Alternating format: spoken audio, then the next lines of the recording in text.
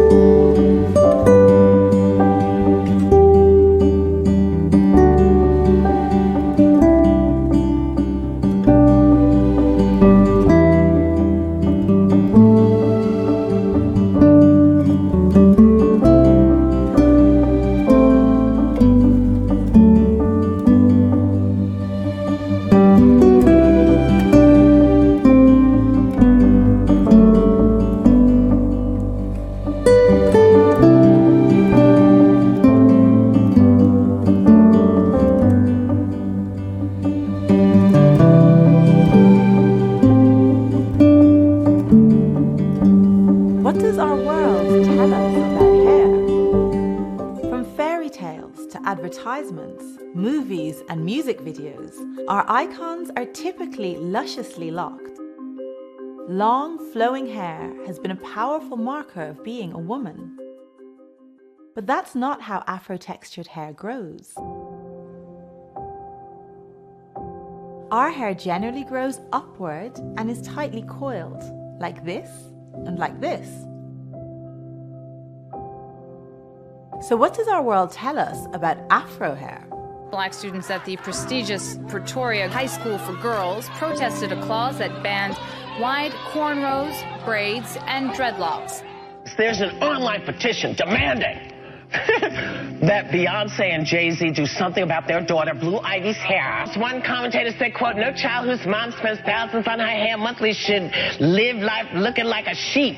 Right now, school administrators say the girl's hair is a problem and it needs to be straightened or she'll get kicked out. But her mom doesn't understand how her hair looking like this is wrong. Mystic Valley Regional Charter School says the 2 sophomore students' hair extensions violates its dress code. So they're being disciplined with detention and are prohibited from taking part in extracurricular activities. Mainstream beauty doesn't have Black women in mind. Instead, Black women with Afro hair are expected to conform to an aesthetic that values straight hair. That desire for straight hair is a construct that started during colonization.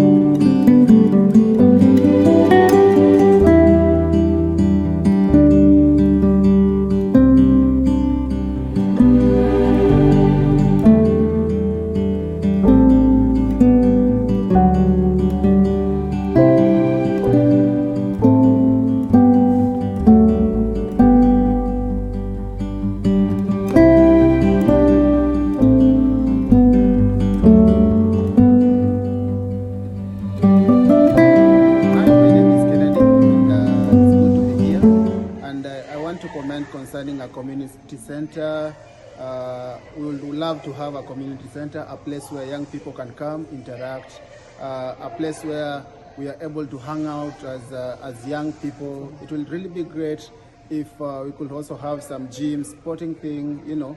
So if we are able to get a community center, it will be a rich place for us. Also mentorship, whereby the older guys are able to mentor the younger people and just interact. So I vote for a community center. If we get a community center, we can sing and play and learn about the Bible more. Leader in AME Church, Vancouver. I will be happy when we have our cultural center, our community center.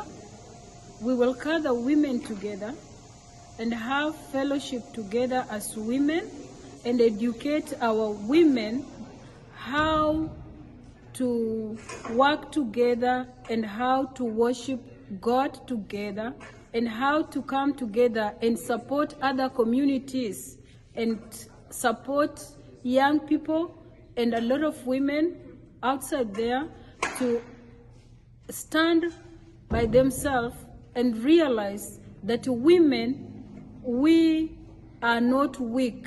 We are strong when we come together to have our own.